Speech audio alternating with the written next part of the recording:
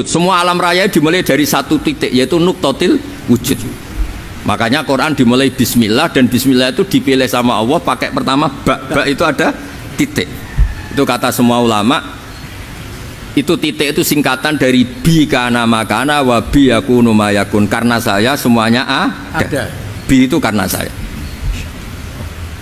Jadi makanya santri-santri fikih tidak usah bayangkan kamu jadi wali terus bisa terbang ke Mekah, tidak usah. Kalau terbang ke Mekah ya sudah umroh aja bayar, kalau enggak ya maklaran KBH atau apa, pokoknya cari gratis itu. Ya gratis kan, dapat orang 10 gratis satu, terus orang enggak umroh dirayu-rayu supaya umroh. Repot.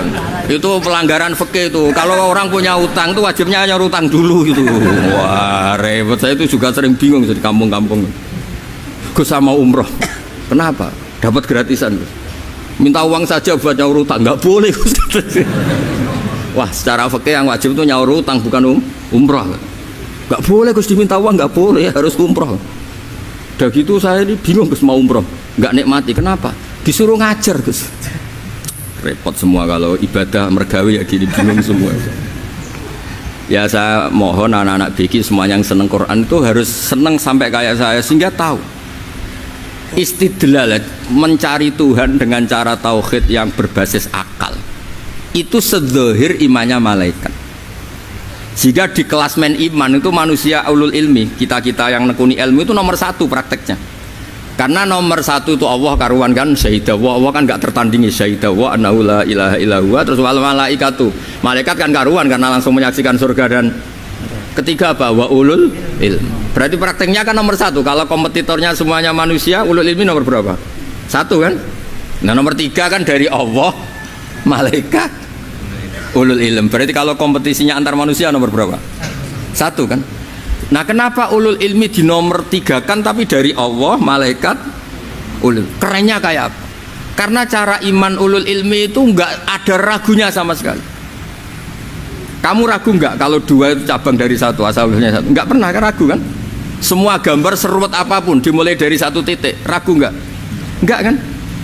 Nah imannya umatnya Nabi karena dipandu oleh Quran itu seyakin itu, sehakul yakin itu. Nah itu terus Jubair bin Mut'im jadi iman. Am khuliqu min ghairi syai'in am humul khaliq. Terus kata Allah lagi, kalau kamu tidak percaya saya yang bikin langit bumi ya gampang dong, kamu saja yang ngomong kalau kamu yang bikin. Paling orang sepakat kamu stres. Terus hanya ayat gitu, am khalaqus samawati wal ard. Kalau kamu tidak yakin Allah yang bikin ya silakan Anda klaim saja kalau kamu yang bikin langit bumi. Bala yuqinun, kamu juga gak mau kan dibilang stres.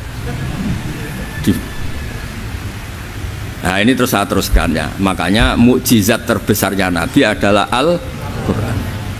Karena Al-Quran itu cerita tentang hukum-hukum akal, cerita tentang logika-logika peradaban. Misalnya logika peradaban, contoh paling gampang. Di Quran itu ada sekian ayat yang Allah cerita peradaban. Misalnya wa ahsinu innallaha yuhibbul muhsinin.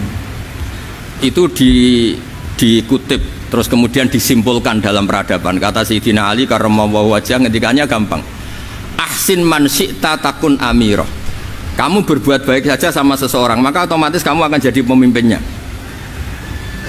Ada orang nggak tamat SD, nggak tamat papa, gobloknya minta ampun. Tapi karena gaji seorang pakar, oh kamu tak gaji 1 bulan 1 miliar, perusahaan saya jadikan besar. Itu dikongkan ngalor ngidul ya nurut. Hanya karena dia ihsan. Terus wastaghni amman syi'ta takun nadhira. Saya ulang lagi. Wastaghni amman syi'ta takun nadhira. Dan kamu jangan butuh orang lain, siapapun dia, maka kamu akan setara.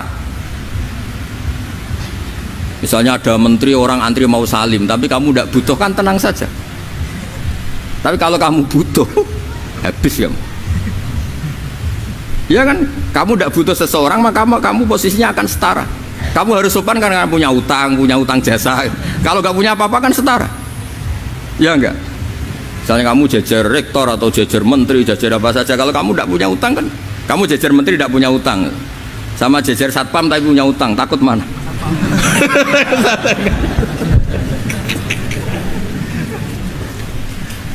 Kalau butuh itu mesti kalah kan? Ada pejabat misalnya nggak begitu cantik sama perempuan cantik yang kamu butuh ingin dicintai, takut mak. Padahal nggak jelas orang ini pangkatnya apa, nggak jelas.